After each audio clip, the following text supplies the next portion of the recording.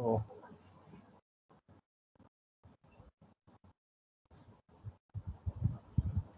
Yeah. So, the speaker of this session is Dr. S.A. Hashmi. Dr. Hashmi is professor in Department of Physics and Astrophysics, University of Delhi. He has completed his MSc from Allahabad University in 1981, PhD in 1988 from Banaras Hindu University, that is BHU Varanasi. His present field of interest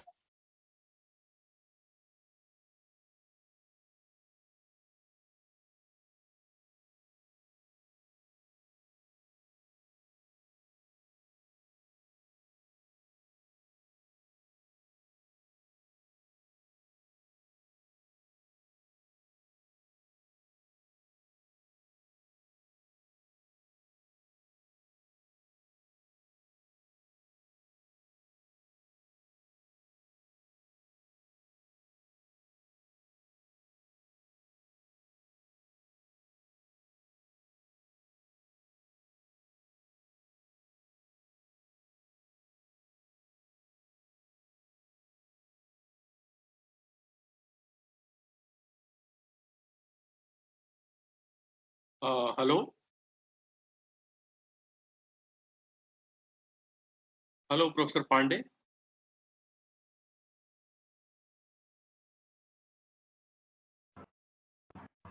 Sir, you are not audible. I'm not audible. You are audible, sir. Hashmi, sir, you are audible, but Pandey, sir, I think there is some. Yeah, his connectivity is yes, low. That's why lost, I think. Yes. Yeah.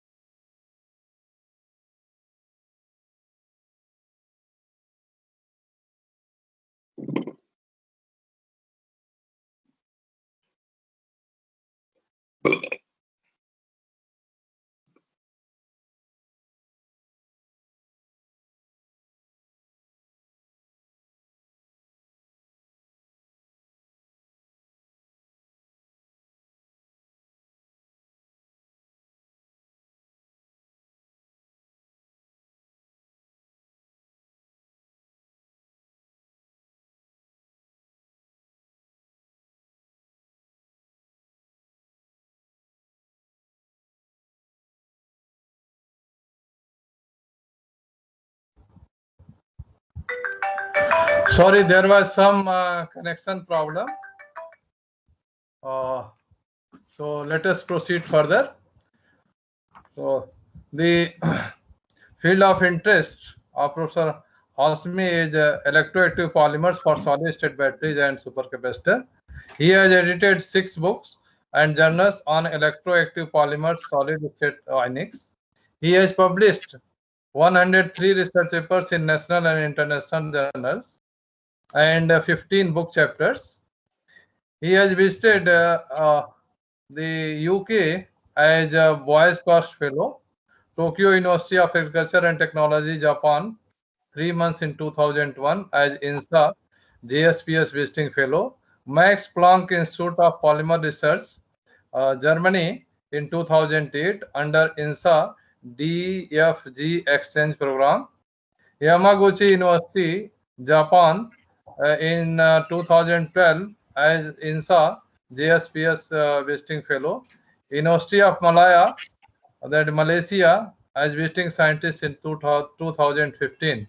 So there is a big list that I have to go through, but I should stop here and now request Professor Hashmi to start the lecture. So over to Professor Hashmi, sir. Okay, thank you very much, Professor Pandey, for your nice introduction, and thank you very much, and your all the organizing team for giving me this opportunity to interact with these all these fellow members of your workshop. Since workshop is it should be called as workshop, no? Yeah, or the program is related to energy storage materials and devices. And so, since I'm also working in this area from the last several years, so I have chosen some topic to discuss with you. So let me share my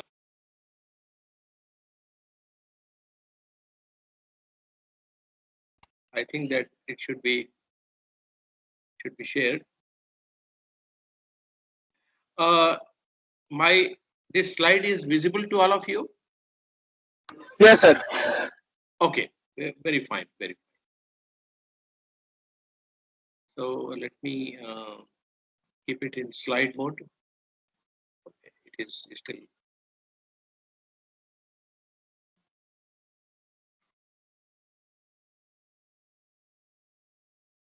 Yes, so it is maximized now, no? So, sir, it is not visible from my side. Your slides. It is not visible Yes. to your side. Yeah. Yes, sir. It is also not visible to me. Okay, so let me stop sharing and doing it again. Yeah, doing it again. Okay.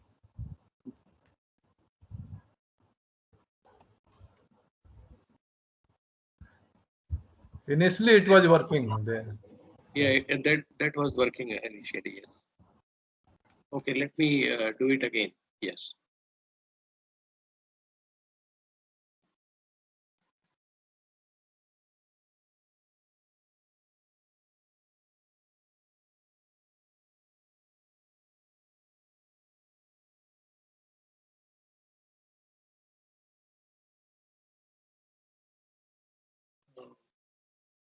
I'm sorry that I closed it.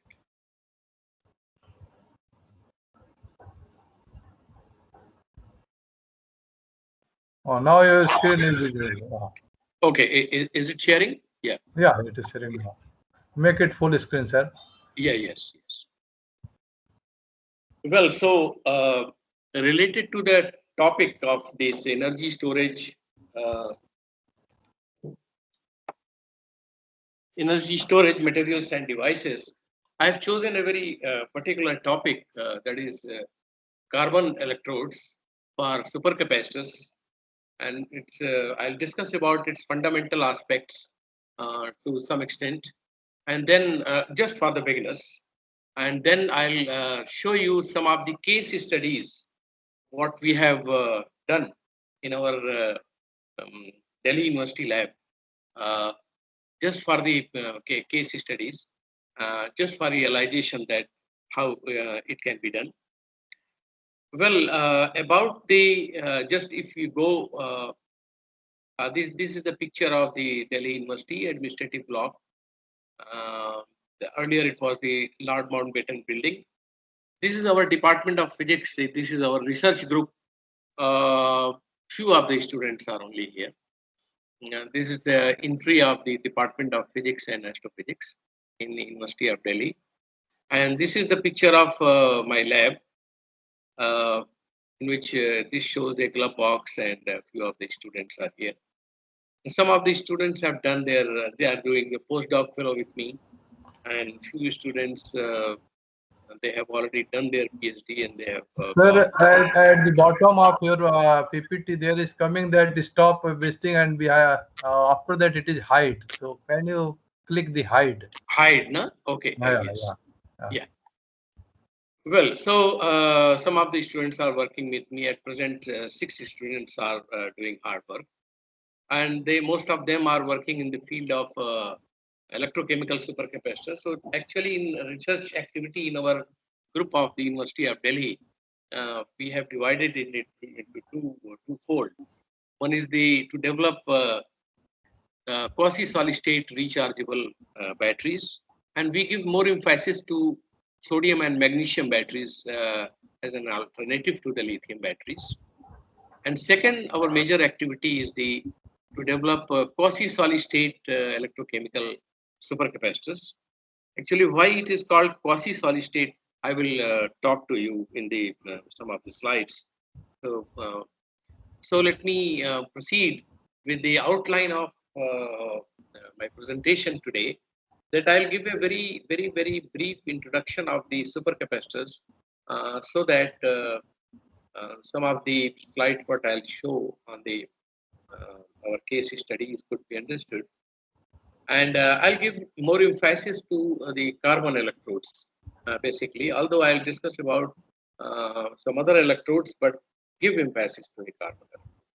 And then there are certain issues related with these materials and devices.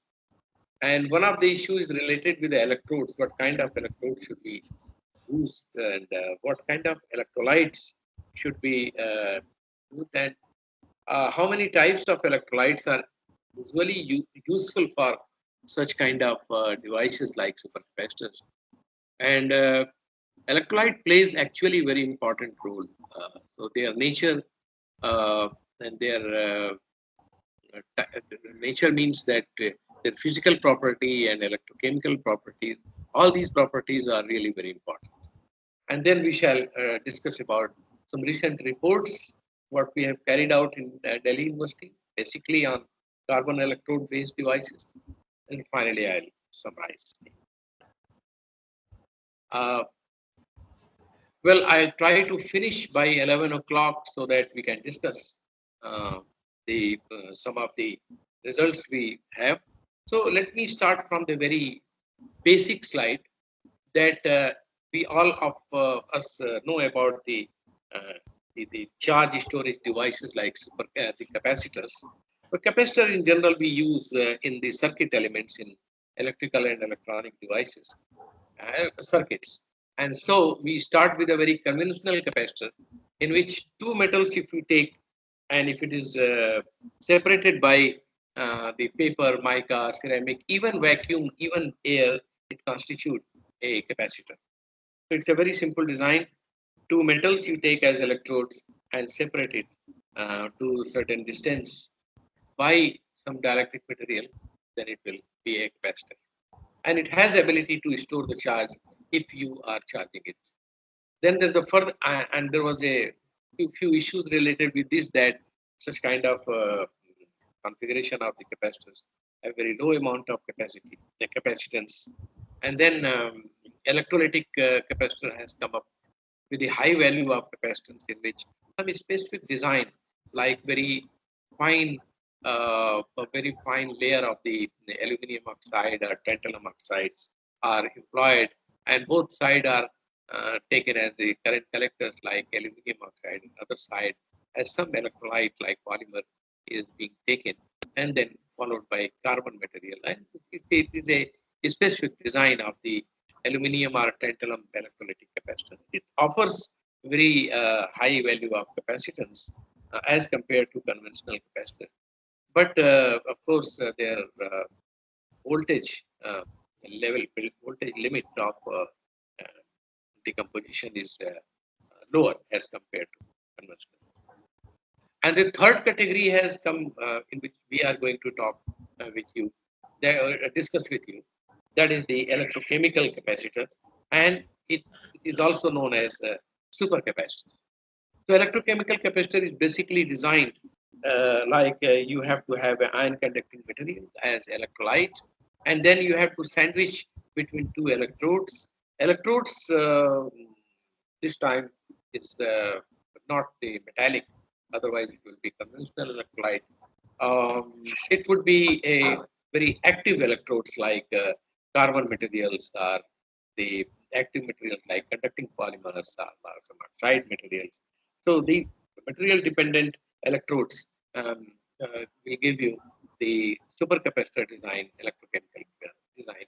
Although I am showing here a very symmetrical design, but there is a hybrid asymmetrical design is also possible in this case. For that, I will have some discussion. So proceeding towards the further, focusing on the supercapacitor further, that we have a separator here, separator which is soaked with electrolyte, and both sides is the porous electrodes, maybe carbon electrodes, maybe oxide electrodes. And then, as I told you, some of the electrolytes we soak it inside the electrodes also, just to for making continuity, and then we have the current connectors, and then there is a expanded design configuration. Well, so supercapacitor by definition, and you know that supercapacitor is a very popular name of the electrochemical capacitors, and some people also refer it as ultra capacitors. So these capacitors are actually not used in the circuit as circuit elements into the electronic and electrical circuit because of its large value of capacitance, very high value of capacitance, the order of even farads. And so it is being used as a power source, and so it has a ability to store the high power, and it has ability to deliver the high power, or even you can say to some extent high amount of energy. Well, so proceeding further, let us start from here, that what is the actually possible applications of these devices. Possible application is this, that they are used in the portable electronic equipment, computer memory backup, medical utilities, power supplies. These up to medical utilities, it is a low energy density applications. But for high energy density applications like in power supplies, load leveling, escalators, and most importantly, it is in the electrical vehicle. So in the electrical vehicle, generally, it is in the power system, there is a combination of the parallel combination of the batteries and capacitors. So the batteries ensure, like I'm showing the example. Suppose it is a background, there is a bus here. So batteries actually, they ensure the long run of the vehicle. Whereas the supercapacitor, both are controlled by a controller, and it is connected to the motor. Whenever there is a requirement of the transient power, like climbing to the hill, or if you want to accelerate it, the vehicle, then at that time you need high power for means that energy for a very short period of time, and then supercapacitor works. So it switch over to supercapacitor, and as and when the transient power requirement is finished, then it comes back to the battery and for the long run. So this is the method through which the supercapacitor is useful in the high energy density applications whenever the transient power is required. Now I'm coming to the academic part of that. Academically, in the very early age, I have started work in this area in 1996. So I had started when somewhere here I was there, and then at that time when I started my work in England, then it was only 20 papers were published on supercapacitor in the whole world. Now you can see and how the data are being reported these days, and it is exponentially rising. That this is up to 2018, means I have to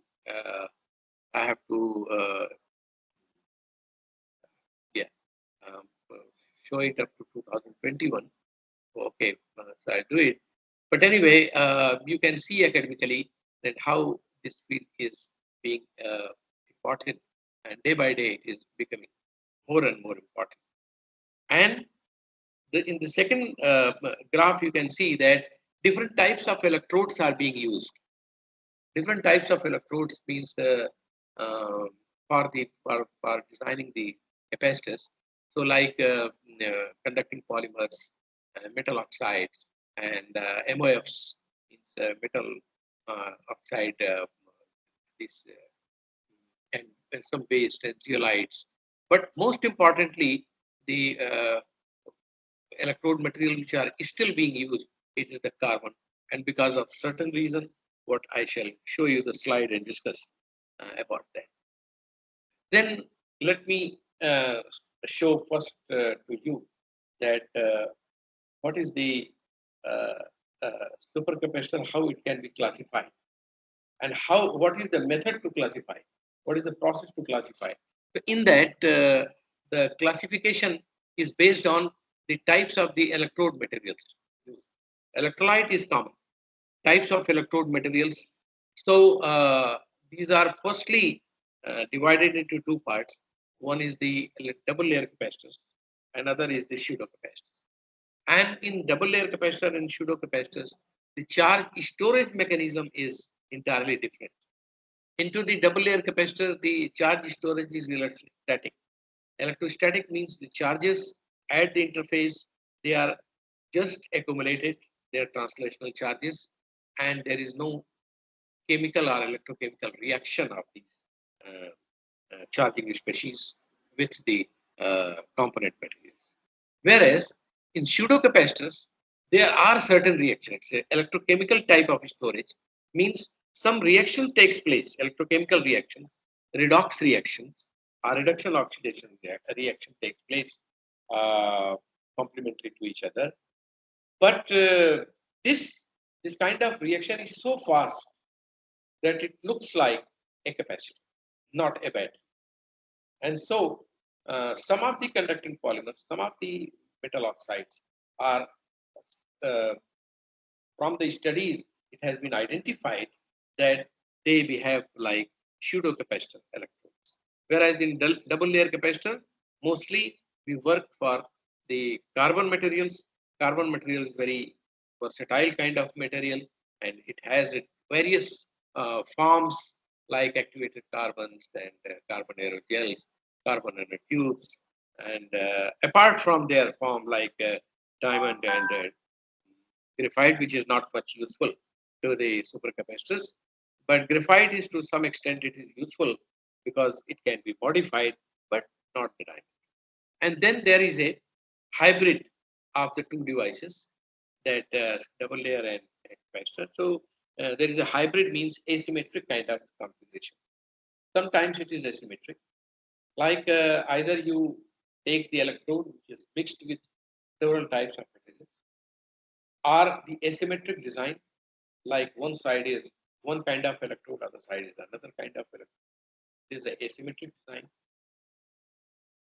Battery type hybrid is that one side is the of the electrochemical cell, one side is the capacitor type electrode, other side is the battery type.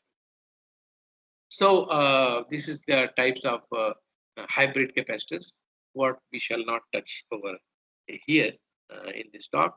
I'll give emphasis to double layer capacitor, which is using carbon-like materials. Yeah, carbon. So electrical double layer capacitor, giving more emphasis and giving a specific design, is the very symmetric one, in which we use the porous carbon here, both side, and electrolyte, which is it is a separator, and liquid electrolyte is just soaked over here, and separator just ensure to isolate these two electrodes electrically and electrochemically. And so whenever we charge, all the charges, they go to the respective electrodes, and you can see that these charges are accumulated over here. But once we shall discharge it, then all the ions will go back to the electrolyte, and they will haphazardly distributed into the electrolyte. Okay, so this is a very simple configuration and simple mechanism that you have to have electrolyte and then send it with the carbon porous electrode. And it is a very symmetrical configuration. Well, so why carbon? Question is this, that for electrical double layer capacitor as electrode material, why the carbon is the material of choice? And we give the short name of the electrical double layer capacitor as EDLCs.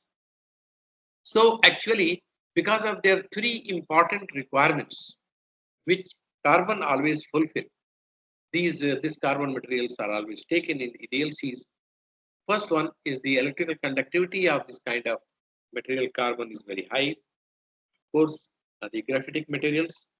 And so second one, it is electrochemically stable, very almost close to inert material, that there is no electrochemical reaction, rather very less chance of the chemical reaction also.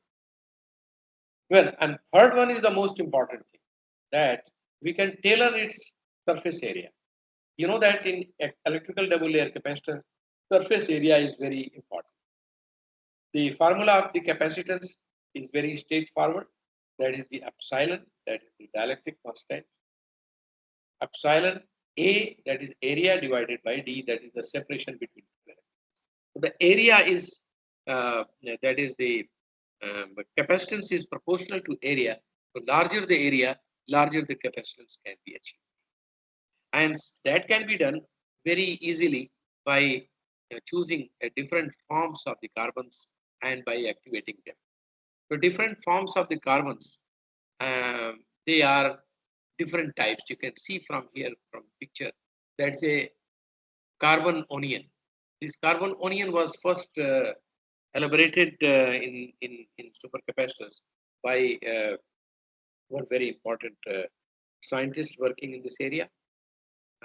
Then one-dimensional carbon nanotube, that is carbon nanotube have a different type, two different types: multi-wall carbon nanotube, single-wall carbon, double-wall carbon nanotubes are also there. So its inventor is the Ijima, and Ijima from Japan, and at that time it was not known that it can be used efficiently into supercapacitor electrode also. And one of the very important form of the carbon is graphene these days. This two-dimensional picture here it is shown, and it is a two-dimensional material. Then graphene has this kind of structure, and there are certain defects onto the surface, and because of these defects, they are conducting, and because of these high conducting and mechanical properties and several electrochemical properties, the graphene is very useful these days in supercapacitors also as electrode materials. But still, I say that apart from this carbon-derived carbon and carbon which can be prepared from the template, the one of the most used and one of the most reported carbon form of material, that is the activated carbon. And so I'll show you some of the results on activated carbon only. And activated carbon, actually, it has a nature that it has a hierarchical porosity. For example, if I'm talking about the carbon nanotube, it has a majority of the one kind of porosity only, that is called mesoporosity. There are three types of porosity which is classified in according to IUPAC. That is the micropores, which is less than 2 nanometer, mesopores, which is in the range of 2 nanometer to 50 nanometer, and macropores, which is more than 50 nanometer. And so mesopores and micropores and their combinations are really very important in carbon material, which can be always fulfilled by activated carbon, and which is not by other one. And so the ratio of the mesoporosity and carbon microporosity is very important. Mesoporosity, it is a macroporous. You know that these are mesoporous and then in the microporous. Microporosity is important from the large surface area point of view, whereas the mesoporosity is important that when you are making any interface, it can supply very easily through this the ions to the surface area to make the double layer. Okay, and so we proceed ahead that some current issues related with the related with this supercapacitors. One issue is this, that how to enhance specific capacitance, how to increase the specific capacitance. That is one of the in the double layer capacitor, one of the factor is the porosity. How to tailor the porosity so appropriately that can be useful for supercapacitors, capacitance enhancement, and then we shall talk about it. Then how to improve the specific energy, because we all are working these energy storage devices, the supercapacitor or battery, we all are working how to improve the specific energy or energy which is stored inside the device. So energy will be, a high amount of energy will be stored only uh, via two methods in the supercapacitor, because you see carefully the formula of the energy density, that is half CV square divided by mass of the electrode, or sometimes mass of the overall device. Then if capacitance is very high, you can see, then as I told you that from supercapacitor you can find the value of capacitance very high. So if C is very high, uh, C is very high, then energy will be very high. At the same time here, electrolyte is also very playing very important. Means you have prepared the capacitor, then how you will charge and discharge. And charging and discharging voltage will be decided how. So it will be decided by the electrolyte.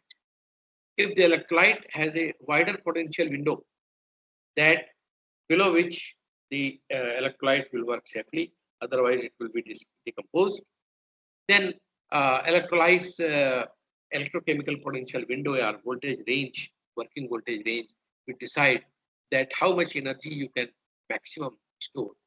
So if the electrolyte is working for a narrow volt, this it is related to V square, then it will be lower. If you are increasing double of the voltage window, then it will be, the energy density will be increased 4 times, because it is related to the square of the voltage. So the electrolyte potential window is very important in that case. Recently, in electrolyte, we have added one more thing, that either in electrode or in electrolyte also, if you put some redox activity, redox agent into the electrolyte, and sometimes people are using in electrode also, but I am giving emphasis to electrolyte. If we are putting some in this redox activity, active material inside, then they do some redox activity at the interface. And so in addition to the electrical double layer capacitance, some added capacitance can be achieved and obtained, that is due to the pseudo capacitance redox. So this is also one way to enhance the capacitance value, so that the energy density can be. And we have done a very good experiment in our lab, in which energy density is enhanced many-fold, two-fold, three-fold, when we use some redox activity at the interfaces. The third important challenge and the issue is the power density. We have to have the power density high along with the energy density, so that it can be used really as a supercapacitor. Means that we can deliver this energy, or store the energy very quickly. So in order to increase the power density very substantially high, this is the formula V square 4mR. This is also important. That resistance is important here. The overall device should be least resistive, and so the component should be lesser and lesser resistive, particularly the electrolyte. And secondly, how fast is the reactions or accumulation of the charges taking place at the interface, which is related to the rate capability. Okay, so these are the major issues what people are tackling these days, those who are working in the supercapacitors. Okay, so one of the most attractive approach these days to enhance energy density is very attractive. It looks like that if one side of the electrolyte, if you put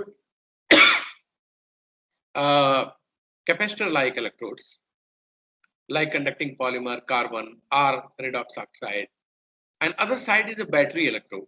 So what happens? This battery electrode ensures the high energy, and this interface ensures the high power, and so it will be a combination. It looks very ideal, but making it is not very easy. There is a lot of material issue comes into to hinder the development. Another important challenge I can discuss with you here, another important one, the challenge is the, when we use the carbon capacitance as assembly, there are certain anomalies.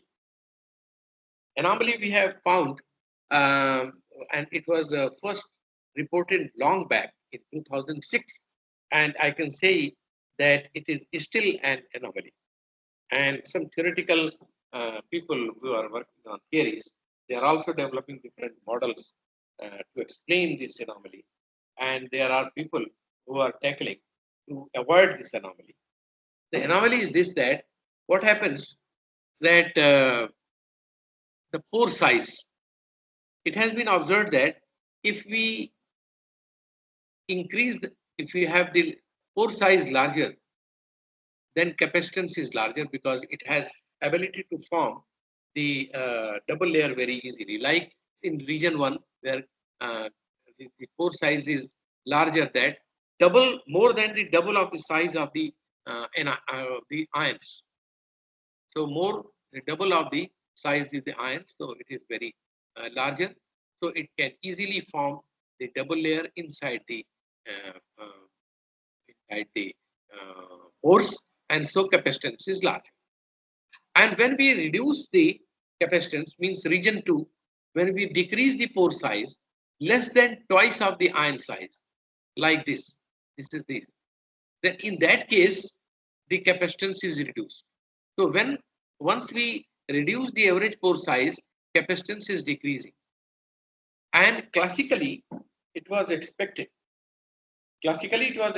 that once uh, it will become narrower and narrower, and capacitance will be very close to zero. But it didn't happen. Experimentally, it was verified by Shimola et al. In 2006, and it was published in Science, that once we go very close to 1 nanometer, which is so close to the solvated ions double of that, then capacitance is started increasing very fast. In the asymptotic region, you can say that it is increasing like this. And so it is the anomaly. Then how it can be explained? There is a 100% increase in capacitance. So it is um, uh, beyond the imagination what we imagine that it will go towards the zero value. So this is also one of the anomaly, and so it is one of the issue related with the carbon capacitor. How to tackle it? How to make it make an explanation for such kind of thing. So this is also one thing. Now I'll come to the electrolyte part. These were the some brief story about the electrodes. Now I'll come to the electrolyte part. Electrolyte part is important. That is, supercapacitors are mostly based on liquid electrolytes. Whatever the reports, they are more than 80% reports are based on the liquid electrolytes. And liquid electrolytes are of 3 types these days. One is the aqueous electrolyte, other is the organic electrolytes, and other is these days it is coming up as ionic liquid. I'll talk about it. What is ionic? So the aqueous electrolyte is very famous, and because of its certain inherent properties, like it's a very safe material. So I'll talk about it. But these are further classified into 3 types. One is the acidic, basic, and neutral. There are 3 types of aqueous electrolyte, and according to the need in supercapacitor, people are using acidic, basic, and neutral. In the liquid electrolytes, organic electrolytes are like propylene carbonate and lithium perchlorate. Organic electrolytes are very important, and I'll talk about it, that what are the merit and demerit, and then finally to ionic liquids. But apart from all these merits and demerits, there is a common disadvantage of the liquid electrolytes, that whenever we use, there is a problem of corrosion, self-discharge, there is a bulky design, and because of the bulky design of the capacitor uh, via liquid electrolyte, there is a low energy density always, because mass is more which is involved. And you see that liquid electrolyte has also a problem of transportability and other things. Although it can be tackled mechanically by using coin cells and other cells, but still liquid electrolyte is leaky, and there is a problem of transportability. And so these are the common problems. But if we discuss the comparative picture of the electrolyte in liquid electrolyte itself, aqueous electrolyte, organic electrolyte, and ionic liquid, they are having certain merits and demerits. And the merits are those that they are environment friendly, aqueous electrolytes, very safe and cost effective, very cheaper, and they have the very high ionic conductivity of the order of 10 to the power 1 Siemens per centimeter. But the only demerit is this, that its potential window, working voltage range is very narrow, close to 1 volt. Although in the neutral electrolyte, it is extended to 1.6 volt, but always neutral electrolytes are not useful. Organic electrolyte is a good replacement of the aqueous electrolyte. Their potential window is wider, but there are problem of the other kind of thing, that it is a high volatility, flammability. It is a toxic material, where a liquid electrolyte like aqueous electrolyte is not toxic, and is a toxic material. And at the same time, its conductivity is not as high as aqueous electrolyte. Then come to the ionic liquid. Ionic liquid has a lot of merits, like wider ESW, that is working voltage, more than 3 volt, 4 volt, 5 volt. It's a non-volatile material, so no vapor pressure. It's basically a molten salt which is in the liquid form, and that's why it is not volatile. It is non-flammable also, it cannot be burnt, and it has a very less toxicity. All the chemicals you have except the water, it is not toxic, but it also have high ionic conductivity of the order of organic electrolytes. If you are using it in batteries, the ionic liquids, there are problems. Problems is this, that their component ions, like you have a ionic liquid, it is basically a molten salt. It has a cation, it has an ion. So in the battery system, in a liquid system, it will also migrate. The ions will also be in motion, transport. And so it is a problem, because your target ion is something different. Like if you are making a lithium battery, your target ion is lithium. So it will reduce the transport number of the target ion, lithium, sodium, whatever. Okay. And so ionic liquid, but as far as supercapacitor is concerned, it is useful, because in that we don't have any target ion. We use different sizes of the ions just to accumulate at the interface, and they are less reactive, which is better. Well, so as I told you that there are inherent problem of the liquid electrolytes. So what are the applicable solution? Solution is very straightforward. Solution is this, that you use polymer-based electrolytes. So polymer-based electrolyte means you incorporate ions into the polymer somehow. So there are 3 ways to incorporate ions into polymers. Then polymer will give you a shape and stability. And sometimes it may help in increasing the conductivity, also ionic conductivity. But if we talk about the solvent-free solid polymer electrolyte, means in which suppose we have a polyethylene oxide like polymer and you put some salt into it. Then polymer is working as a solvent and salt is working as a solute. But then under their dielectric constant, it will be dissociated, and to some extent it will give some ionic conductivity. Of course, it gives ionic conductivity, but generally this kind of material have low conductivity of the order of -5, -6, -7. And if we add some plasticizer like propylene carbonate and ethylene carbonate, then another problem starts, like it has all kind of demerits what organic solvents have.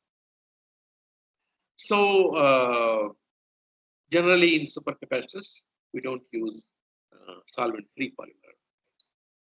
We come to the two other categories, gel polymer electrolytes. Gel polymer electrolyte, I will define it later, but let me say here that because of their inherent property, they have a high ionic conductivity of the order of -3, very close to liquid electrolytes. And so in porous polymer electrolyte also, porous polymer electrolyte is that polymer in which we make the polymer a porous in the porous form by some means, by phase inversion technique, by solvent non-solvent method. There are several techniques through which we can make the polymer porous. And then in porous polymer, just like thermopore, you have a very micro porosity, larger porosity. Here it is the porosity is the order of micron size. So these are microporous polymer electrolytes in which we pour the liquid electrolyte inside the pores and they just suck it and they grab it. So like in thermocol, you grab a certain amount of water and then when you squeeze it will come out. So like that, porous polymer can be formed. And so we concentrate here on the gel polymer electrolyte only because of its high ionic conductivity.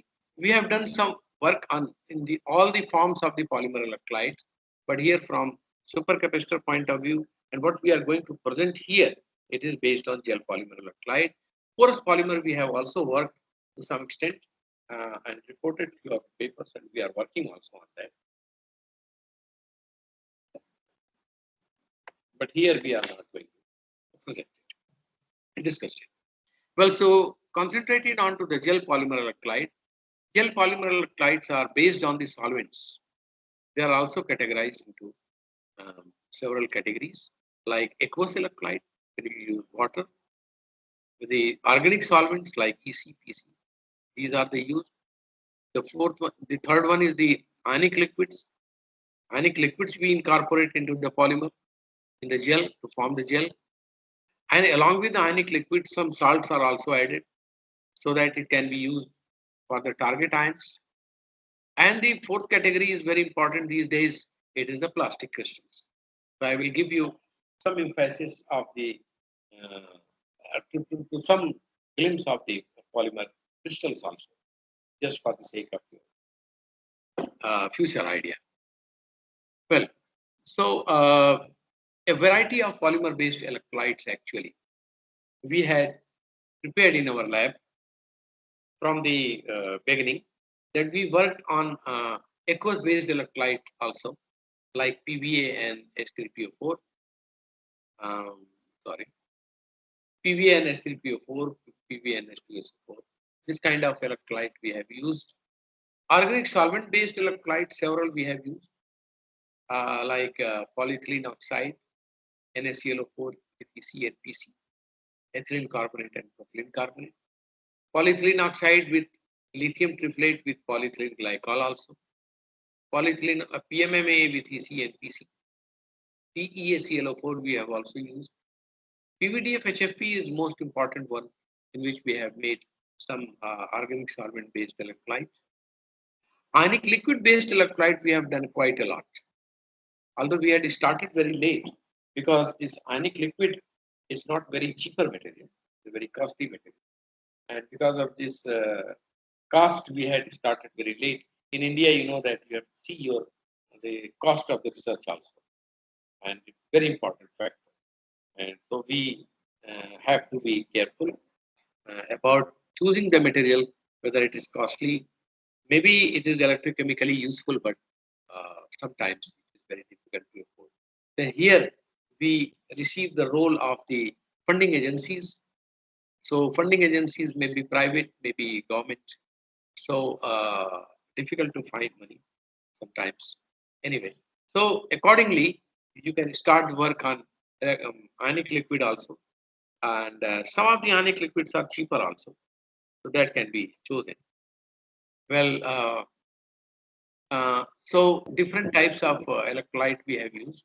Like one electrolyte is based on 1-ethyl, 3-methyl glidazolium triflate, and TFSI, and based on several ionic liquids, we have made so many electrolytes which are useful, or we have proved to be useful into the supercapacitors. The another category is plastic crystal waste. Plastic crystals, I will talk about it. What are the plastic crystals? But the most important for plastic crystal is succinonitride. It is non-ionic plastic crystal, and we have used it as this plastic crystal. Then we added some salt into it. It has been published long back in 1990 by Professor M.B. Arment in the Nature, that succinonitride is a very universal solvent. It can accommodate all kinds of salts in it, and because of its inherent properties, that high dielectric constant and some properties which is called Tuckman donoricity, it's the very important material.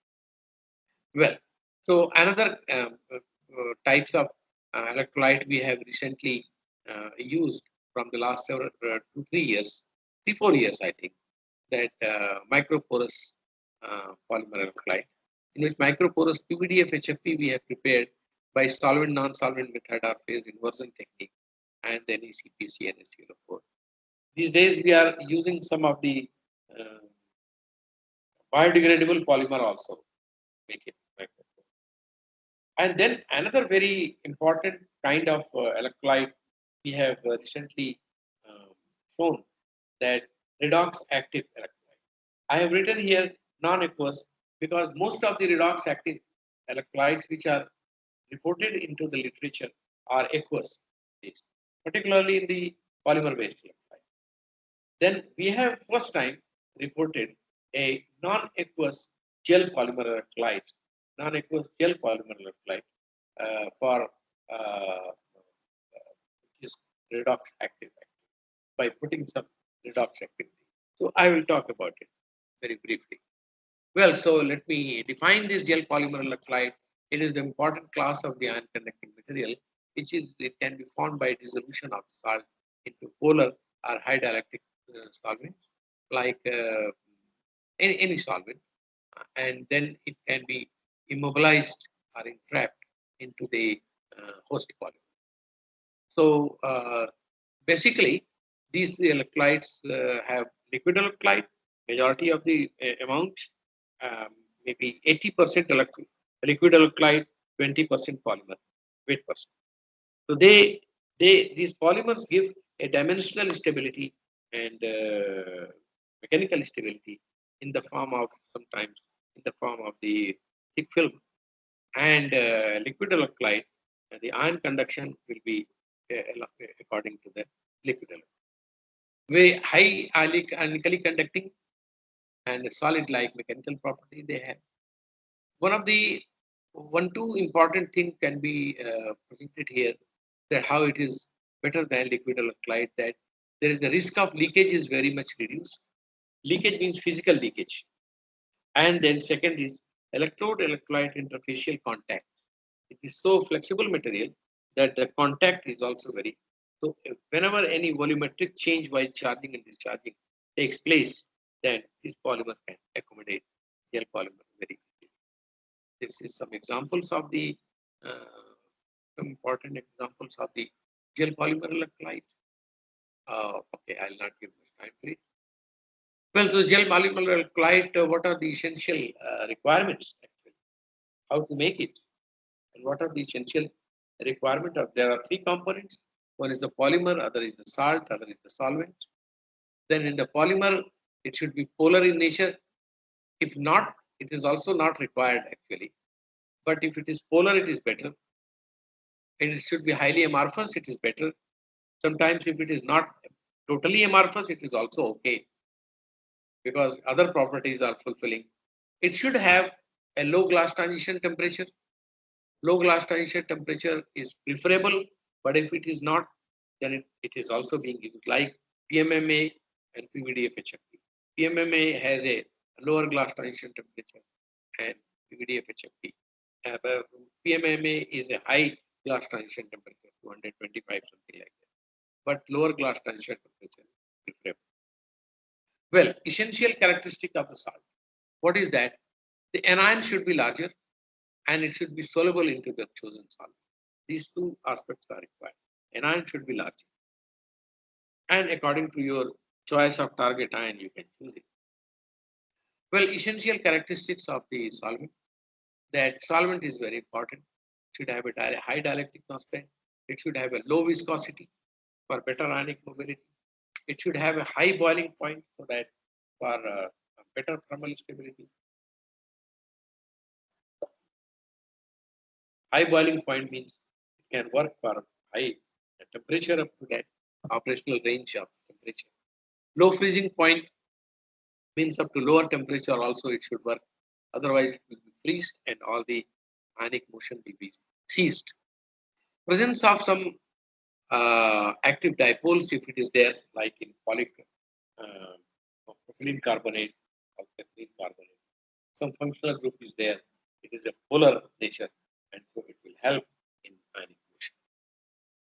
Well, so other properties should be that it should be electrochemically and chemically stable, it should be thermally stable, it should be chemical compatibility with the electrode, means it should not react with that, it should have a lower TG, and it should have a complete miscibility with the other polymers.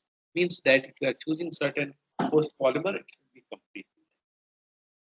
So, in order to improve, sometimes these gel polymer electrolytes, if it is not stable, we make composite polymer electrolyte, but it is a different story. Okay, now come to the ionic liquid.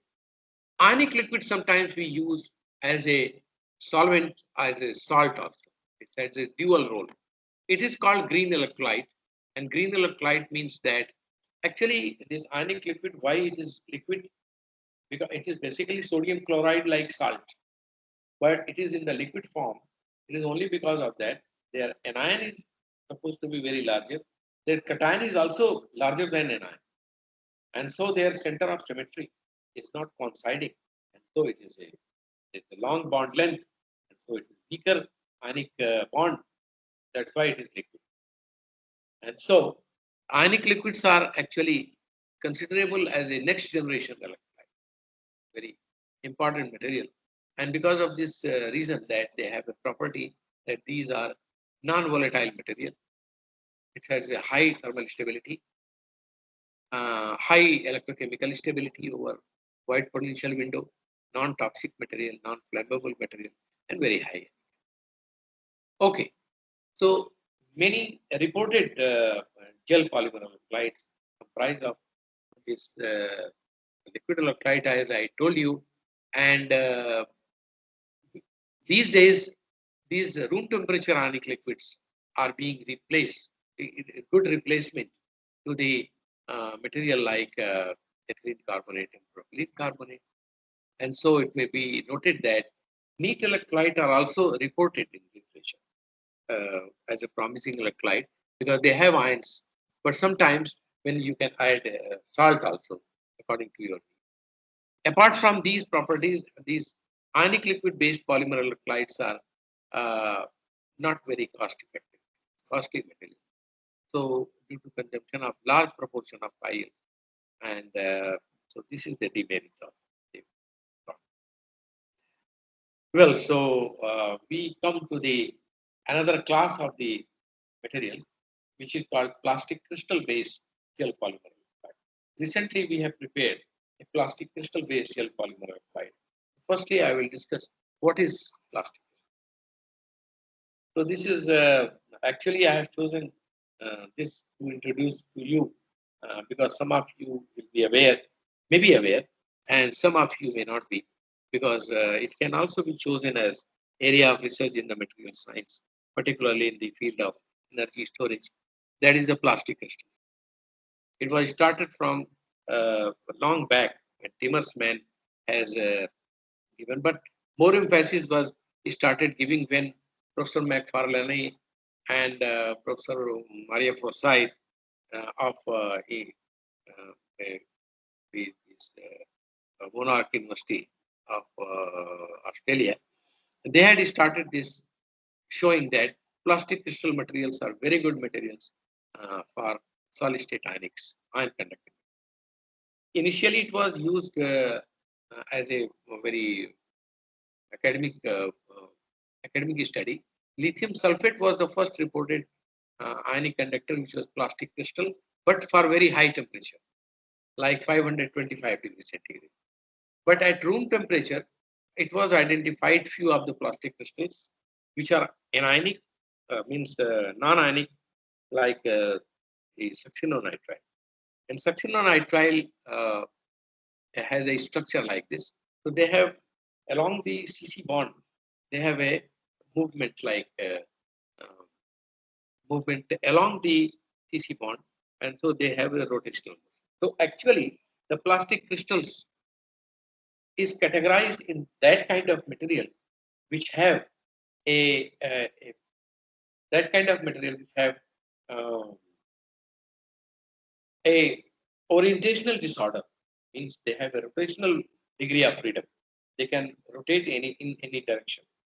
And secondly, their translational motion, means movement from one place to the other place, is restricted.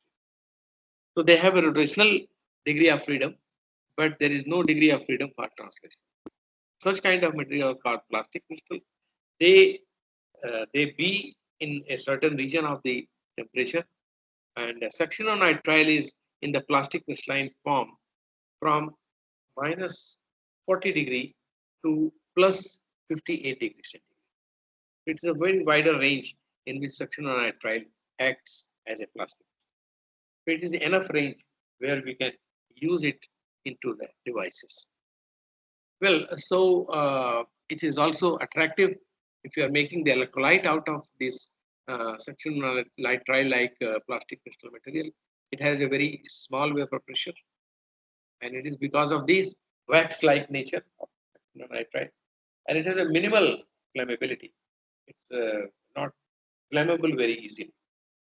And so pure SN-based electrolytes actually have a problem that once you make it, salt, you add it, it wax-like, molten-like, or it becomes liquidous sometime at room temperature. So in order to provide a definite shape, several workers, so many workers, they have given a shape to it by adding some polymer into it, like polyethylene oxide, polyacrylonitrile, PVDF, as a useful approach to make it an electrolyte, which is gel polymer electrolyte, but highly ionically conducting. But the polymer plays the role to give a shape to that material. Well, so I'm giving you one example of the succinonitrile based gel polymer electrolyte. What is the role of ionic? Actually, what we have done, we have taken the succinonitrile as a solvent here, and we have chosen two ionic liquids. One is the MITF, this is the full form, and another is DMPTFSI, is another. And the two ionic liquids we have chosen. And why we have chosen two polymers, two ionic liquid? One has the imidazolium type, another is polydonium. One has a lower high conductivity, but lower window, potential window. It is slightly lower conductivity, but wider potential. So these two kind of ionic liquid we have chosen, and then we have written it in the form of, and then composition is this, that you take the 80% of the liquid electrolyte, and then or molten electrolyte, and you add in 20% of the liquid. So if you are taking the 80% of the liquid electrolyte, one is higher, another is lower, that is salt, ionic liquid is also added. So now in this way, why I am emphasizing over here, that in this way you can reduce the price. You can reduce the price of your overall material, because here ionic liquid is very small. I will show you that even 1%, 1 weight percent ionic liquid, if you add to the system, its conductivity shoots up from order of -7 to -2, -3. So that's why here we are reducing the amount of ionic liquid, will make the material cost effective, because succinonitrile is a cheaper material. They're very cheaper. These days it is becoming costly because it is becoming popular. But once we have bought it, it was only in 2000 rupees 1 kg of the metal. Where ionic liquid, even it was the 5 gram of the ionic liquid of the costing 40 to 50,000. So that was the cost difference in that. And you see that we have characterized this, and you see that once we have prepared it, the electrolyte, it is very nice photograph. It is shown here. It is in the form of thick film and highly transparent, although it is not fully transparent. It is a semi-transparent, but highly transparent. And it has other properties, can be monitored by using several other methods like SEM, XRD, thermal analysis, what we do conventionally. And most importantly is the cyclic voltammetry and the ionic conductivity. Well, so if you see the SEM, is the pure PVDF HFP, it's a porous structure.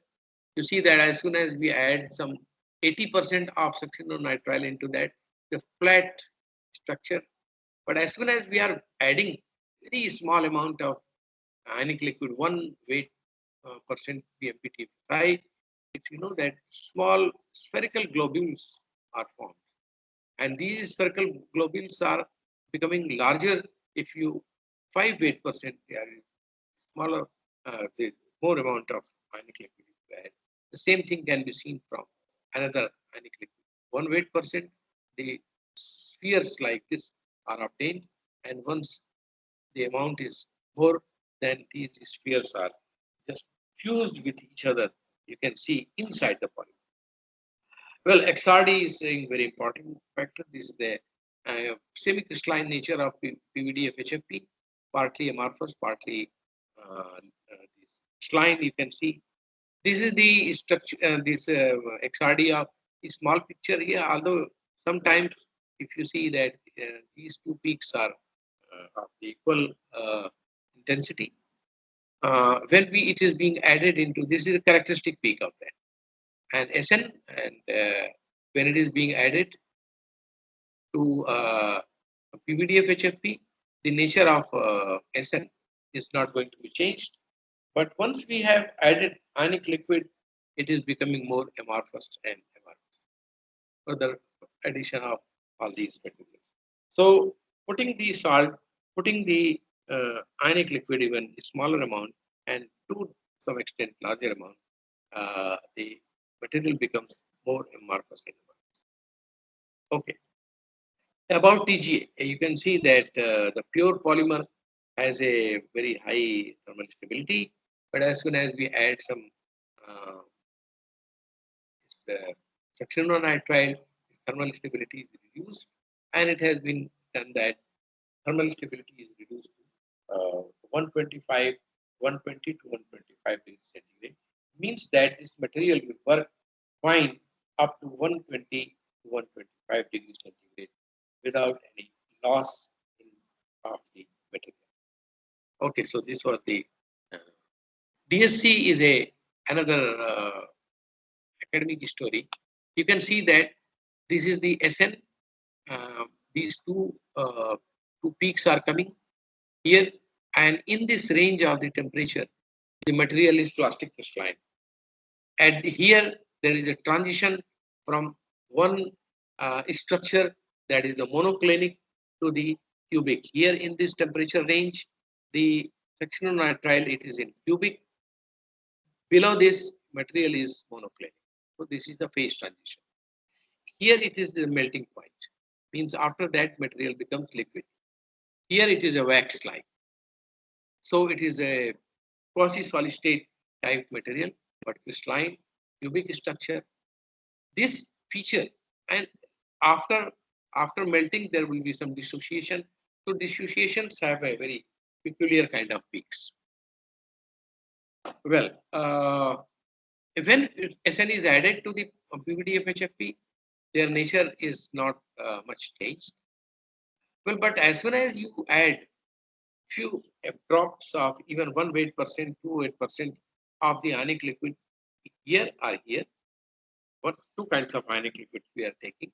Unfortunately, I have not written here. but ionic liquids are being added. You see that these peaks of the melting peak is finished. Means their material is going more towards amorphous, but this peak, their structure at the lower temperature at minus 40 degrees centigrade, this is intact throughout. But the melting point is finished because its material is becoming more amorphous and amorphous. You know that melting point is the characteristic of the crystalline material, not amorphous. Okay. Well,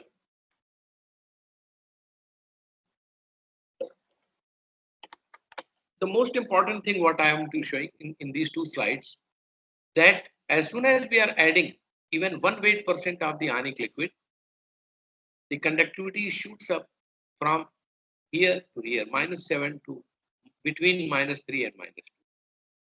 So this is the EMITF and this is the PMPTFSI, but conductivity is order is very high. And so at room temperature, the SN has 10 to the power -7 order. But basically we get. Now from this material, we can make very easily the electrical double layer capacitor. So for making the electrical double layer capacitor, what I have done that we have. I'm not going to show here, but one kind of carbon material what we have derived from coconut shell, very cheaper material. Coconut shell is it's a bio waste here, particularly in south. It's a huge bio waste. It can be used to derive the activated carbon, and it can be used in the industry in the form of the electrode material. And I have seen that it's a very effective. What I have published. Well, and then I made it combination with a plastic crystalline gel polymer. It's just what I have studied. Then you can see the property of activated carbon, what we have prepared from. So this is the isotherm for that. And surface area, you know that PET surface area is very large. 2100 meter square per gram. Means 1 gram of material, if you have, its surface area is 2100 meter square. So this huge amount of surface area is there. Total pore volume is large. Average pore size is 2.34 nanometer and some other parameters, microporous area and mesoporous volume. So these are the studies. And you can see the temperature dependent conductivity of the material that these two types of material.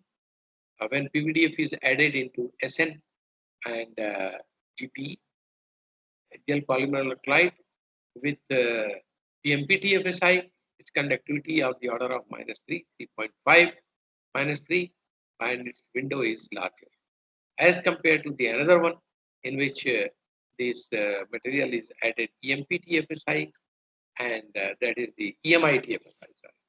And then its conductivity is higher, 8.7 -3, but its ESW is means working voltage. So this is measured from that. Well, so two types of capacitor cells we have framed. Two types of that.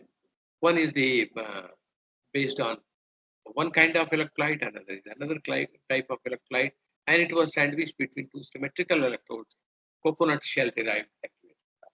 And we had done these several studies like impedance analysis, cyclic voltammetry, galvanostatic charge discharge. Well, so when we talk about basically, in order to study the supercapacitors, there are three usual techniques: impedance spectroscopy, cyclic voltammetry, and the charge discharge. Impedance spectroscopy is a very indirect technique in which very small signal is very 10 millivolt, 20 millivolt is being applied to the device, and then we see the response. And response is mostly in the form of impedance as a function of frequency. You know that impedance is a complex quantity, so it's a real capacitance, a real impedance, and an imaginary. And in capacitor, if you are taking ideal, then it will Z double dash will increase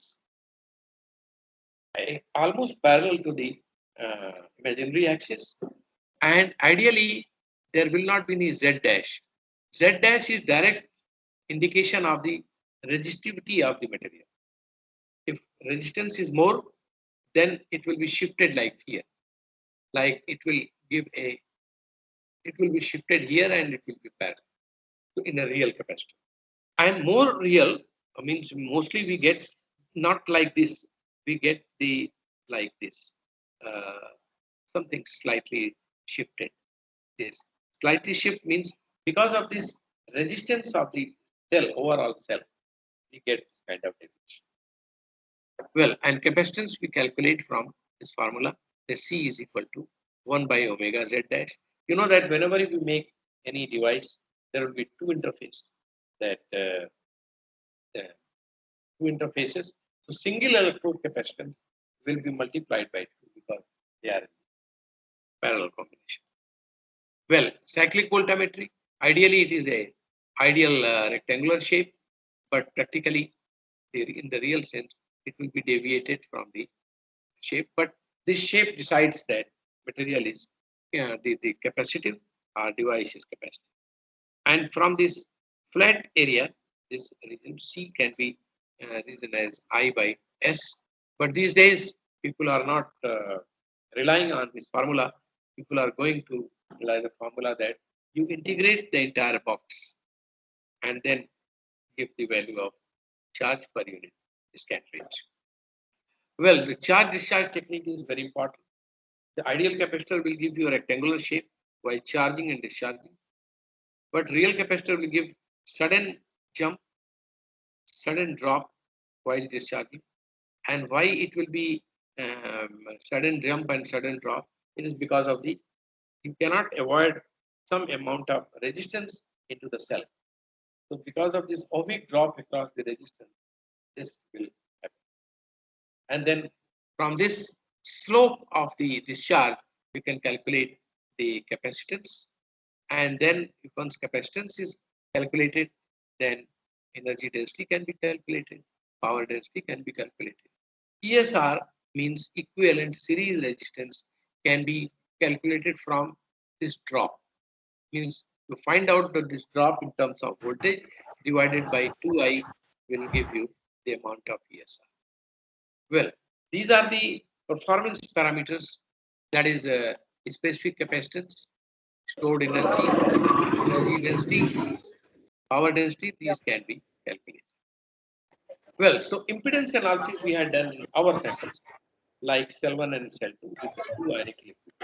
See that there are capacitive region over here, and if you expand this area from this this region, high frequency region, we can calculate several resistive parameters, but from the lowest value we can find out the capacitance value.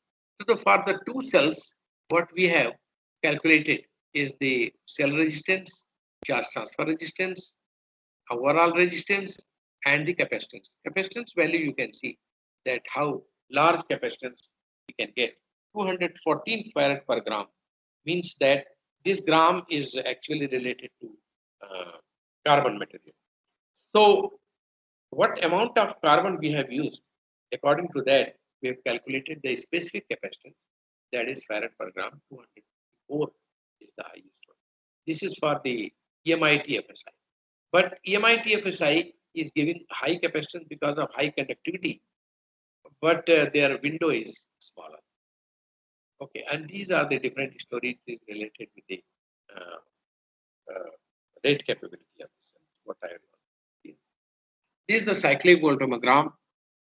It is if it is taking the 100 millivolt per second scan rate, the box-like structure, and this box-like structure is there, and so it is showing capacitive.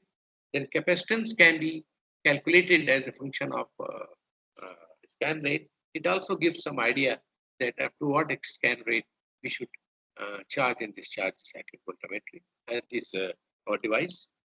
Well, charging and discharging is important aspect, and they have these galvanostatic charge discharge. two EDLCs. Their resistance value is little bit higher in this case, and there is a challenge to how to reduce it. It is a all solid state kind of device, so it's higher. But if you use the liquid electrolyte, it will reduce some lesser value. But still from here, the discharge capacitance is again calculated from the slope. Energy and power density also we have calculated. The highest energy density we have got is 35 watt-hour per kg, which is a high value. But at the cost of same value of power density, that is 12 kilowatt per kg. It is a high power. So keeping the power density quite high, we are able to find it, the energy density is also very high. The supercapacitor, by using the plastic crystal material, we can find it out high value of capacitance. One very important aspect I would like to discuss here, that cyclic performance. Cyclic performance is also very important. Cyclic performance in that sense important that basically if you are taking the rechargeable battery, even in the market which are available, Duracell and other companies, its charging in discharging cycles, it's not more than 500 cycles, 1000 cycles, not more than charging discharge, rechargeable. I'm not talking about the primary battery. It can be charged and it can be discharged only once and throw it, but rechargeable battery. But in supercapacitor, their charge reversibility, charge discharge reversibility, quite higher. Like we have shown here for 10,000 charge discharge cycle. But people are doing, because of the time, we are not able to do more than 10,000 cycles, but sometimes we have done 20,000 cycles also. But it is known, supercapacitor is known for large amount of charging and discharging. That is more than 10 to the power 5, 10 to the power 6 charge discharge. So cyclic stability is quite longer. And you can see from here that initial loss is always there because of some charge consumption due to some irreversible reaction. And this irreversible reaction, because carbon surface, you know that if you are using, they have some certain functional group. So they are consumed initially and then stable performance is obtained. Now, I'm talking about another kind of, we have, yes, we have 20 minutes time. So we can show that another piece of work. Here we have taken a liquid electrolyte EMITF and then added some magnesium salt into it. And then in PVDF HFP, we added then one gel polymer electrolyte we have prepared. And electrodes we have taken activated carbon. We have derived it from peanut shell. There is another form of the type of the carbon, that is activated carbon. The source is different. Now we, instead of coconut, we have taken the peanut shell. So how we have prepared, and then by forming the activated carbon, we have prepared the capacitor configuration like that. And then all these studies we have done. You see that how we prepared the peanut shell derived activated carbon. You can see from here that raw material we have taken peanut from the market. We have soaked with ethanol and then we crushed it. Ethanol soaking was for about a month. And then there is a need of that because some of the component, you know that there are three components in the such kind of biomasses. One is the lignin, other is the cellulose, another is hemicellulose. So out of three components, by ethanol soaking, one kind of lignin is reduced. And so it is forming a better activated carbon. So this was the process, then heated and then carbonized and activated by ZnCl2. After activation, we form the activated carbon. Here, instead of ethanol soaking, we have just crushed it and make the char by using H2SO4 and distilled water, and we hydrothermally, it has been heated for around 170 degrees centigrade, and then a char is formed. And that char was after drying, it was heated for 900 degrees centigrade under activation process, and then after activation, we got the activated. There are two types of carbon we have prepared, and then we added to acetylene black and the binder to make in the form of carbon electrodes. So one is ethanol soaked, so it is called EPSC. Another is hydrothermally prepared, so it is called HPSC. But this nomenclature is given by us. So this is the academic study. What's called it is SEM images. Then you can see that both the EPSC and HPSC have HPSC have the very fine porous structure at the microscopic level. They have isoporosity also.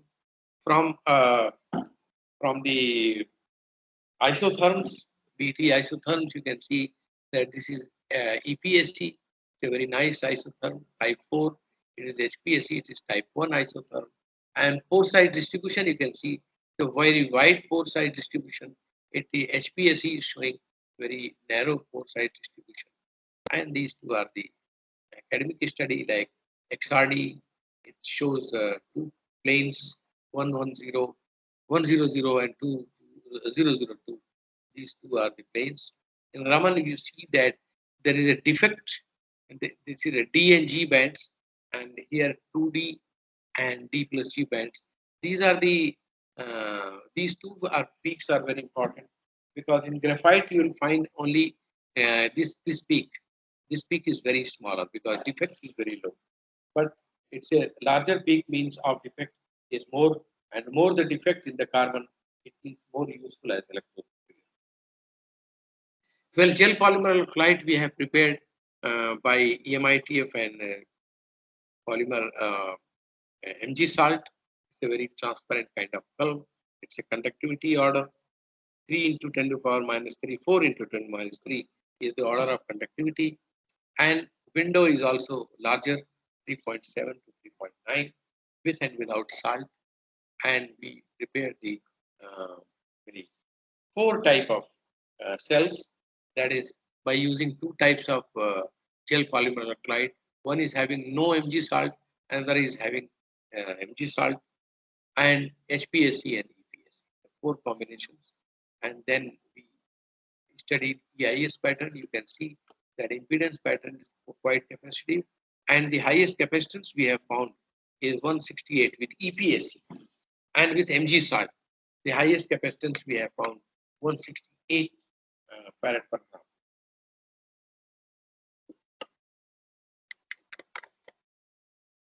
And these are the rate capability. I'm not talking about it, but their resistance value is smaller. You see, in this case, we have not got the combination of the electrolyte. That in the earlier case, it was 150 ohm centimeter square. Here it is a very less amount of that, 2.6 ohm. So lesser the value of resistance of the cell, lesser the value, lesser the what's called higher is the power density. Okay, so these are the things. Cyclic volt thermogram, you can see that even 1000 millivolt per second, up to that, it is a box-like structure.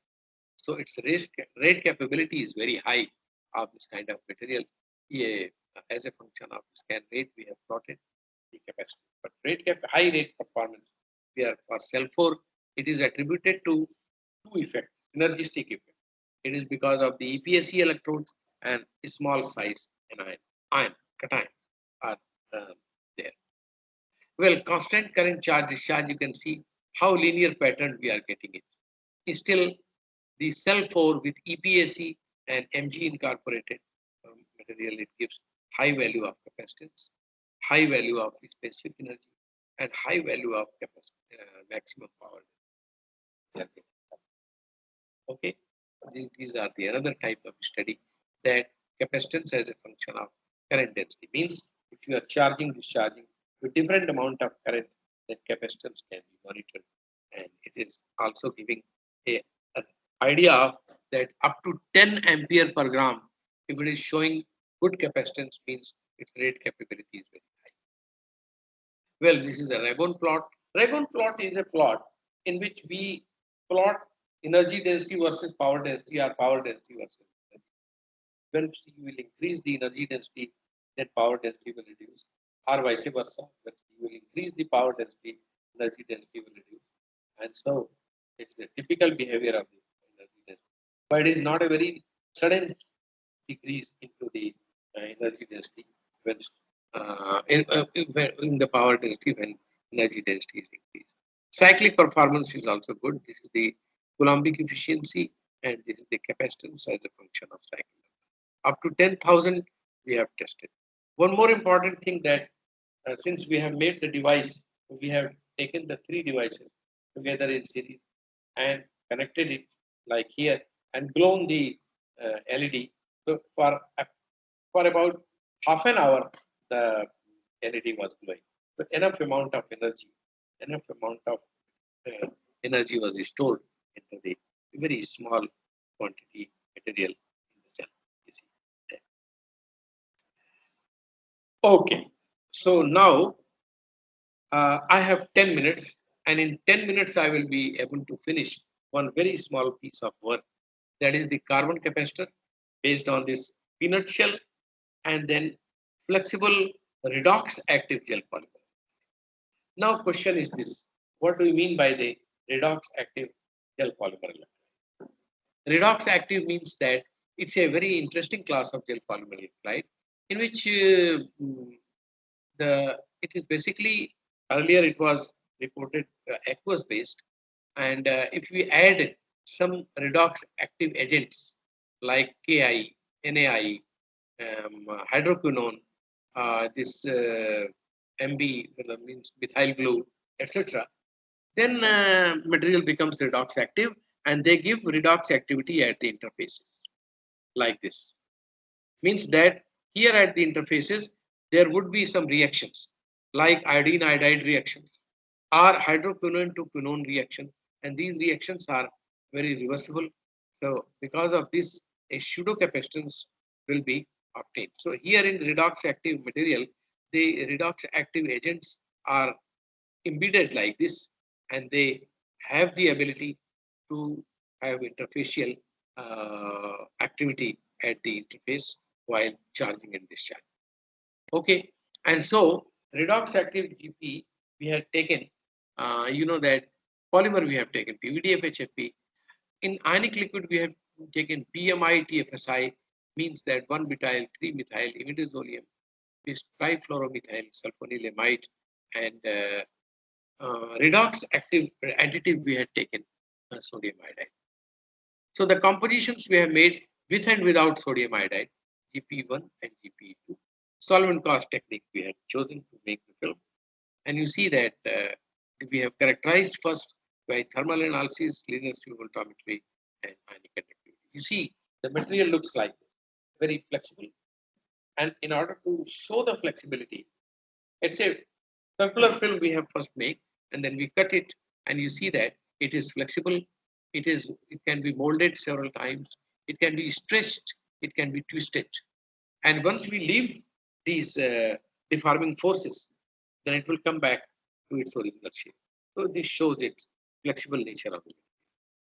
Well, about the redox active material, you see that since I have chosen the ionic liquid, so its thermal stability is quite large. There is a small loss of the mass, but it is because of the water. Water always there. It is very notorious. Once you have processed everything, water is trapped. We try to reduce it in glove boxes and in dry boxes, but still very small amount is always there. Conductivity is highest when 0.4 gram of NaI is added. NaI plays two roles. NaI, when it's added to the material high dielectric constant, then Na and I minus will be separated. Sodium ion will enhance the conductivity. Iodide ion will give redox activity at it. Then conductivity profile is VTF type, and we have conductivity very high. You can see from here, it is of the order of 3 point something into 10 to the power minus 3, that is millisiemen. NAI has a problem that if you add a pinch of that, their electrochemical stability is drastically reduced from 5.7 to 2.6. 2.6 is still okay for us because we can charge and discharge up to 2 volt very easily, but it reduces the window. But we have tested other kind of redox active material which never reduce this kind of electrochemical potential window so fast. Well, so EDLC cell we have prepared two types of with and without NAI, and then EIS, CV, and several studies carried out. You see very interestingly that when NAI is not added, then it is a black box, rectangular picture we are getting. But as soon as NI is added, this peak is added to the interface, and it is because of the interfacial reactions. And we do it for several scan rates. This reaction takes place. But since we are making the 2-electrode device, so in 2 electrodes also, the scan rate dependency is showing like this. And capacitance we have calculated, and we have found that from the CV also, that for the scan rate, if no NAI is added, this is the profile. When NAI is added, pinch of that 0.4 gram, then this is the profile. Means in all the scan rate, the capacitance value is higher, so high. Well, so what is the mechanism at the interface? Mechanism in the interface is this, that I minus contribute predominantly to the redox activity, and sodium ion enhances the ionic conductivity. Ionic conductivity of the material is also enhanced, and sodium ion, iodide ion make the redox reaction. But redox reaction is not like I minus to I only. It is actually, there are 3 steps. 3 I minus, it is converted to triiodide. 2 I minus is in iodide, and I3 when it is being added, 2 I3 minus, here it should be minus, here 3 I2. So these are the redox reactions which are responsible to enhance the capacitance at the interfaces. Well, you see charge discharge. From the charge discharge, you can see that when without NAI, if you plot it, you see that from -1 to +1 voltage, there is a very smooth charge discharge, linear pattern. As soon as NAI, this charging discharging time is quite enhanced because capacitance is very much increased in the -1 to +1. But somewhere we get the plateau also, and this plateau is because of that capacitive this peak, pseudo capacitive peak at the interface, and because of the redox reaction. In 2 electrode configuration also, because of NAI, you see that from 0 to 1.5 volt, we have tested it. Then it has been found that this is a very smooth curve with linear pattern almost, but the same almost linear pattern we are getting when NAI, a small pinch of NAI is added, the scale is increasing from 100 to 800. Capacitance becomes quite large. It is for the different energy density, and so for different energy density, the capacitance from the charge discharge also, it is quite large for the cells with that. Okay, after that, we have calculated a typical value of discharge capacitance. You see that 102 is the discharge capacitance when no NAI was added, and 491 means almost 5 times increase is obtained. And so energy density is accordingly, it is around 4 times, yes, it is increased. And so power density is also a little bit increased.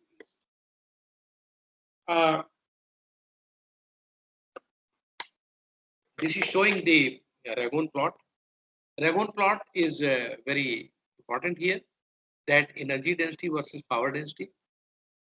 Without NAI, it is here, and with NAI, it is here. So it means that there is a good jump for energy density, keeping the power density similar. And the most importantly, it is very important that up to 5,000 cycle we could do the experiment for charge discharge cycle, because it is a very lengthy time. In order to get this graph, we have to spend at least 3 to 4 months and uninterrupted power supply. And in India, it is so difficult to uh, maintain the power supply for 3-4 months continuously for an but we have succeeded. So up to 5,000 we could do it, and then capacitance you can see that is almost stable. Initial decrease in capacitance will always be found because of some reversible consumption of the charges, and some reaction takes place which are irreversible. But it is like, and you see that stability we can see from here also, that this is the first charge discharge. And after 5,000 cycles, here and here, charge discharge pattern is almost the same. There is a very least deviation. And this deviation, what we are getting, it is because of the initial fading into the capacitor. So we are getting the results like this. So it is the IS pattern, I will not talk about it. So I would like to summarize. So I would like to finish my talk. I have committed that by 11 o'clock I'll finish, because so that if you have certain queries, we can ask. Summary is this, that all solid state flexible electrical double layer capacitors can always be fabricated. Differential polymer electrolytes. Activated carbons have hierarchical porosity, means that it has a porosity of macro porosity, micro porosity, and in between porosity. And electrolyte plays very important role in the performance of electrical capacitor. And these are the certain examples with EPSC, high capacitance is obtained.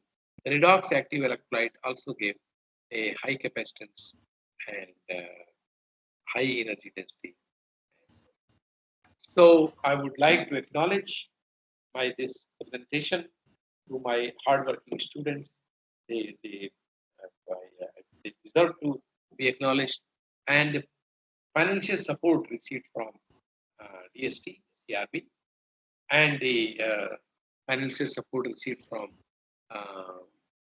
Delhi University is also acknowledged. Well, so I am very thankful to all of you for your patient listening for such a long time. Thank you very much. Pandeji. Yeah, sir, that's a very good one. We should give big hand to the speaker for a very nice presentation. So really, that you have done a very good job, sir, and that very informative lecture. So now session is open for the discussion. Participants, now you can please. Abhishek Kumar. Good morning, sir. Good morning. Sir, I have a question. What is the major difference between carbon and activated carbon? If any 12th standard student ask me that question, and how can we explain it? Yeah. I'm telling you. Actually, the basic carbon like graphite, it has no porosity, or very small amount of porosity, which is bigger porosity. At the micro level, if you want to create some porosity like 2 nanometer order and 2 and 50 nanometer mesoporosity, micro porosity, you have to activate the carbon. And what we do, generally we take the raw material of the carbon. For example, I'm taking coconut shell. We mix it some activating agents. Few activating agents I can name, that is zinc chloride, calcium chloride, and potassium carbonate, and these kind of material. We just mix it and heat it for slowly started heating, and then go to the higher temperature up to 800 degree, 900 according to the need. Then what happens in that, these activating agents get evaporated from there at high temperature, and when you will cool it, a porosity will be created.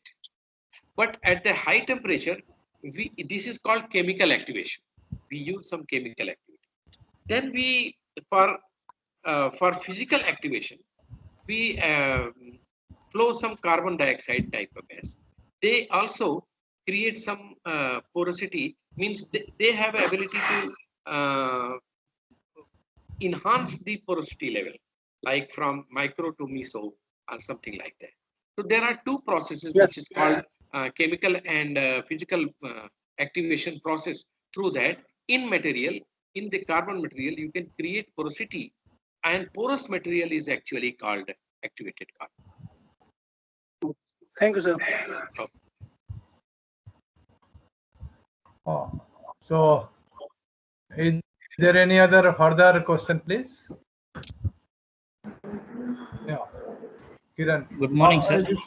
Yeah, just 1 minute, please. There will be a very important announcement after this session, so you should be present in the present here. So please continue your question.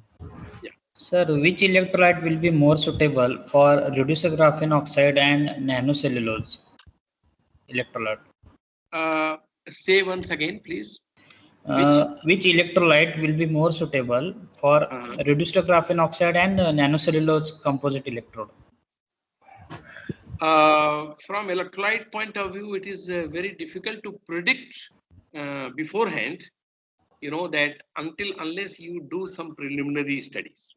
But nanocellulose, of course, these days is becoming very important because nanocellulose is giving some good conductivity, and at the same time it is biodegradable. So because of that, it is attractive. But how highly ionically conducting you are able to make it, that nanocellulose, it will depend upon your process, that how ionically conducting you are making. As such, nanocellulose is not electrolyte; it is simply a polymer. But you have to make it conducting by adding some salt or some ions into that. So how efficiently you are able to do that? But nanocellulose is a good host material these days, definitely. Okay. Thank you, sir.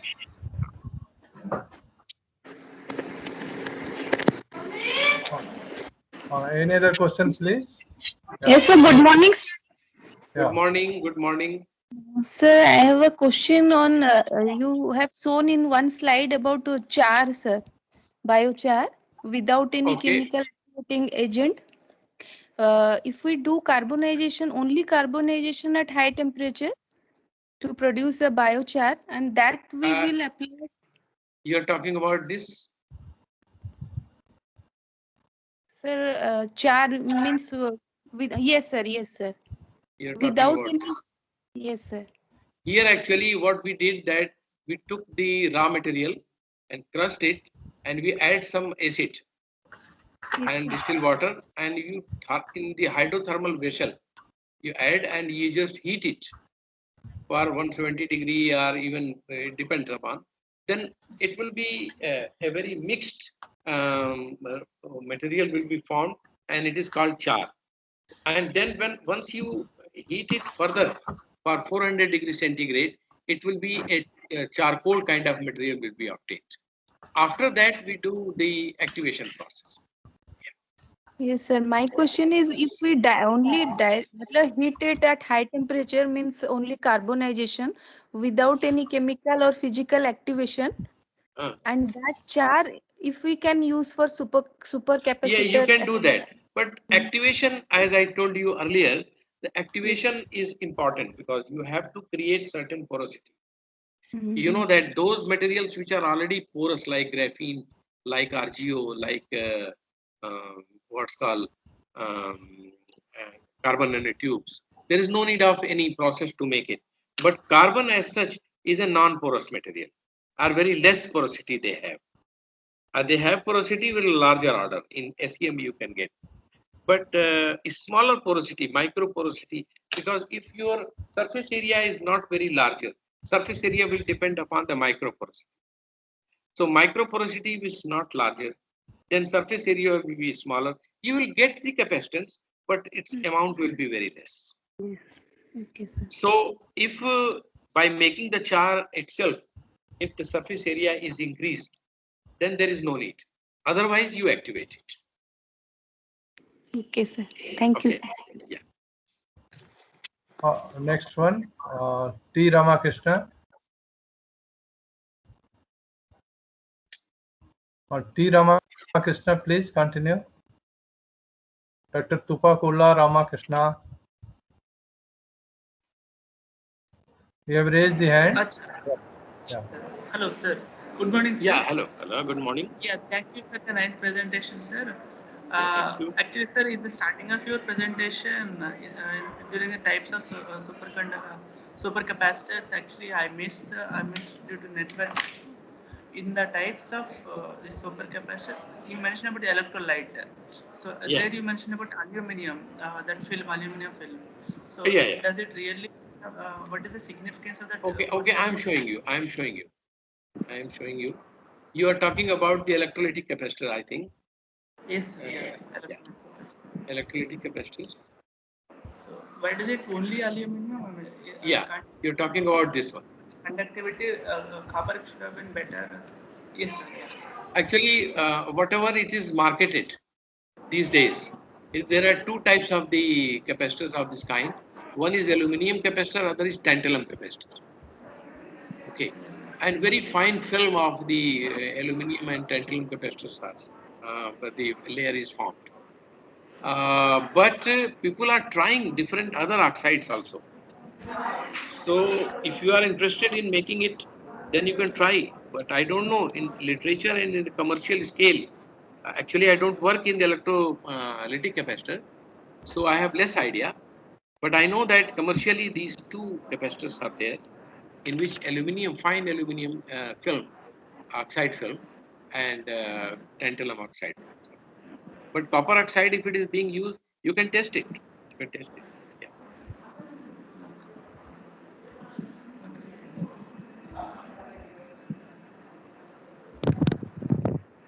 Good morning, sir. Good morning. Yes. Yes, sir. As the redox activities at interface are beneficial for the improvement of specific energy, then there is any way to by which we can enhance these redox activities at the interface, such Yeah. as doping, yeah, any other way. Uh-huh. Redox activity can be enhanced in two ways. One, either you put some redox active material inside the electrode material or in the electrolyte material. Here we are giving emphasis to add few redox active material inside the electrolyte. So we have tested it, the hydroquinone, we have tested it sodium iodide, we are testing potassium iodide, and some ionic liquid redox active materials are also available.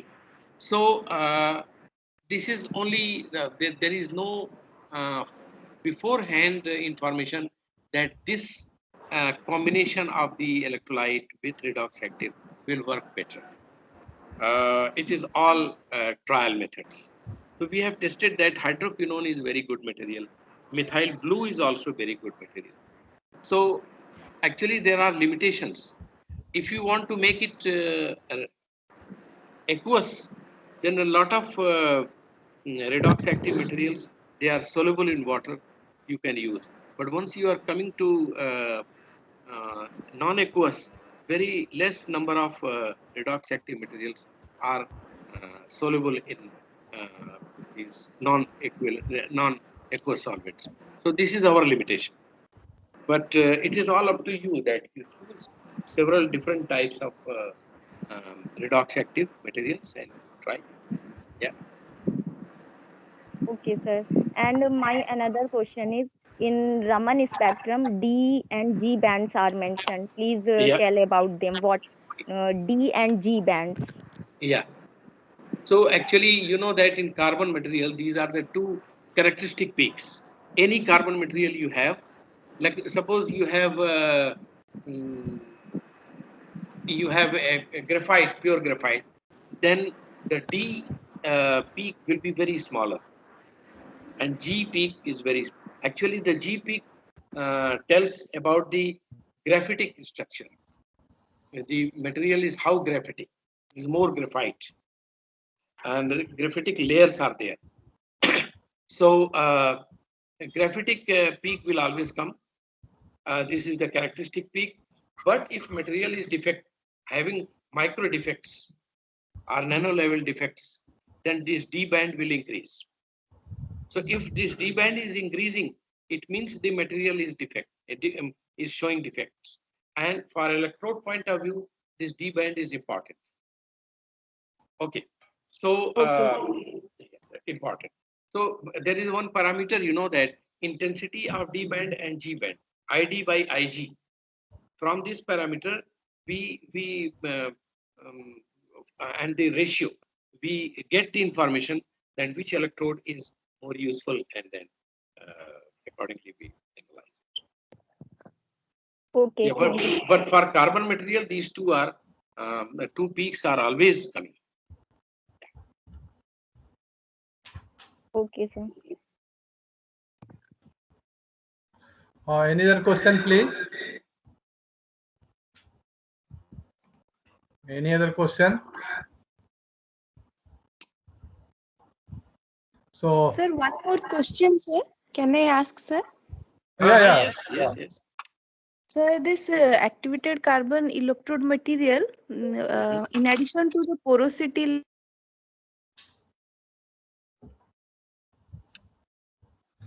Oh, something is interrupted.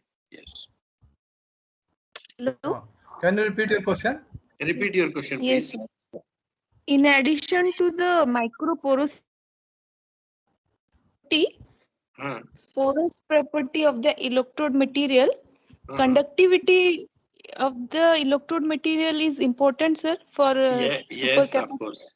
Yes, of course. Actually, once you will make the electrode material, then Yes, what sir. you will do, you will add some binder into that, like a polymeric binder, so that you can give a shape to the electrode. Otherwise, it will be a powder.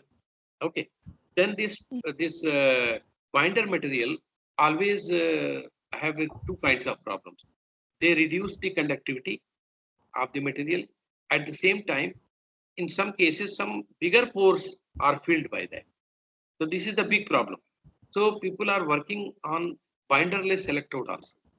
At the same time, in order to enhance the conductivity is very important, because overall cell should have a least resistance for high power.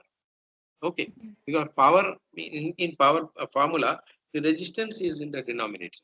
So R should be as less as possible. So what happens that if conductivity, if you want to enhance, then we add some carbon powder, like high conducting powder, like acetylene black, super P, or the materials like graphite powder. These are being added to some extent, like 10%, 5%, to enhance the conductivity and to avoid the conductivity reduction by using the binder, when you use the binder. So these three components are always there. Your active material, like activated carbon, then some binder, it is necessary to make a film, and then you add some conducting agent like acetylene black, the carbon powder like graphite powder, or super P. These things are there. Okay, sir. Thank you, sir. Any other question, please? So there is no further question. So let us. I would like to thank the speaker of this session on behalf of my own and behalf of all the participants. That's very nice presentation, sir. Really, I enjoyed, and I hope that all the participants, they have also enjoyed it. Thank you very much, sir. Thank you very much. Thank you, sir. So now,